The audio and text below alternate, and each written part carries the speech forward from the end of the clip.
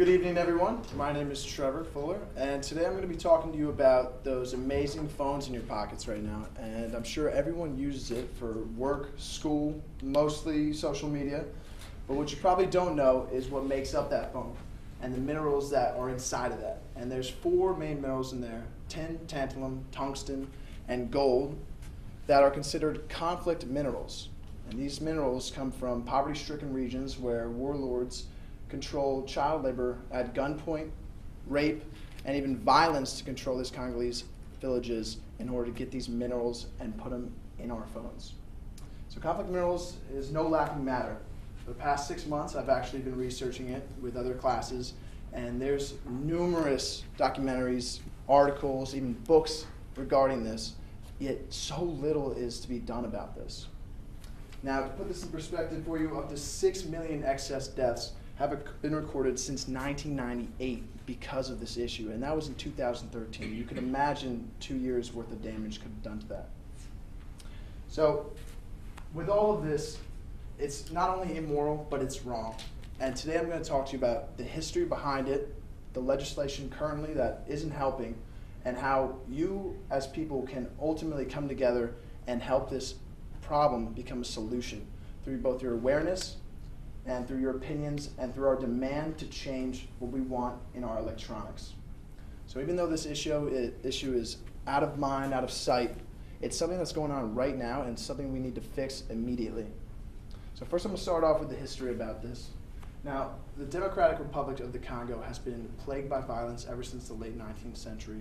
They've been through countless conflicts, they've been through regional wars, they've been through civil wars, and they even had the Rwanda conflict go into it as well.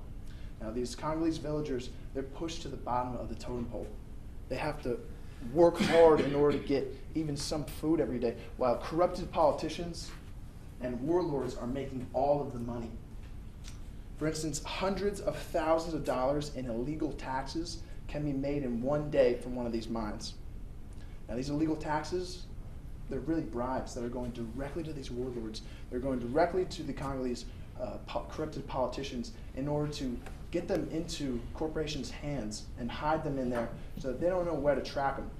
And ultimately, they're making money off us buying iPhones, buying different Dell desktops in order to supply more weapons and more violence towards them. To give you a little perspective of how this relates to you when you use your phone, all four of them are inside of an iPhone. Tin, for instance, there's a thin conductive layer of indium tin oxide on the glass of the touchscreen. Allows you to flip through all those photos on Instagram. Tungsten is a contact with semiconductors which powers your phone, and it also acts as a weight for the vibrating motor. And finally, tantalum is the main component of the microcapacitor that stores energy, and ultimately gold is used for wiring. This comes from Andy Brunning of the compound interest. Now you know a little bit about the history of it, you know how it applies to you. I'm going to talk to you about the current legislation that is enacted. Now, in 2010, the Obama administration realized what was going on. They realized the problem that was happening, and so they enacted the Dodd-Frank Wall Street Reform and Consumer Protection Act. Now, this was in 2010, and what it states is that if a company needs conflict minerals for the manufacturing and the production of their products, they have to release an annual report. The problem is that there's so many loopholes in this that most of them don't even report at all. Actio.net actually reported that 20% of the SEC, Security and Exchange Commission's, 6,000, they estimated that 6,000 companies used conflict minerals. 20% of them reported. That's 1,300. That's it. Now, what I don't understand is how they're getting away with this. But there's really simple, easy. It's basically the legislation itself. They have lawyers that find out ways to loophole this. First of all, it doesn't say that they can't use conflict minerals at all. It just says that if they have it, they have to record it. And so some get away by saying, we don't need it. When in actuality, they have hidden in their data that they do need it and that they do use it. The second problem about this is that if they do use them and they don't want to trace it, they don't want to pay the money, they can just say it's DRC undeterminable. Put that on their annual report, they send that out there, it's on the web, and I'm sure none of you know about it at all. And the third point is that mainly they don't have to use it at all. They can continue to use this and they continue to hide it, and yet it's going nowhere. And the main reason that they're doing this is because it costs so much money. The Security Exchange and Commission Conflict Minerals Report cost companies $4 billion for the first year to report, and anywhere from $200 to $600 million in later years.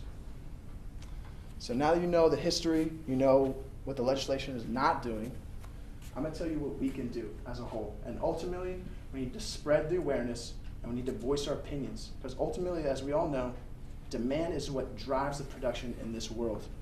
And if we can change that in corporations, we can change this conflict as a whole. Currently, they want to make the most money. And if that means they can hide under the conflict, then that's what they're going to do. But if we as people can bring this up and we can say, look, we want our electronics to be conflict-free, then they're going to do that. Let's make this a competitive stance for other businesses to follow through on. They have recycled material products, they have green products, they have energy-efficient products. Let's have conflict-free products, and let's push for that. And let's make that an awareness, because right now, I'm sure none of you know anything about the minerals that are inside of your phone. I want to reiterate the background information and how warlords are pushing children, raping villagers, taking over villages in order to take these mines over and make money for not only the warlords and these war tribes, but for corrupted politicians and corporations, because it's based off our demand for these electronics. And they're putting it in our electronics, and legislation isn't helping anything.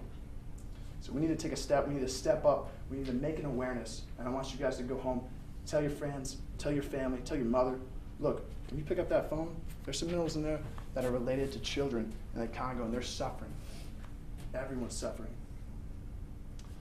Last but not least, Robert F. Kennedy once said, few will have the greatest to bend history itself, but each of us can work together to change a small portion of that.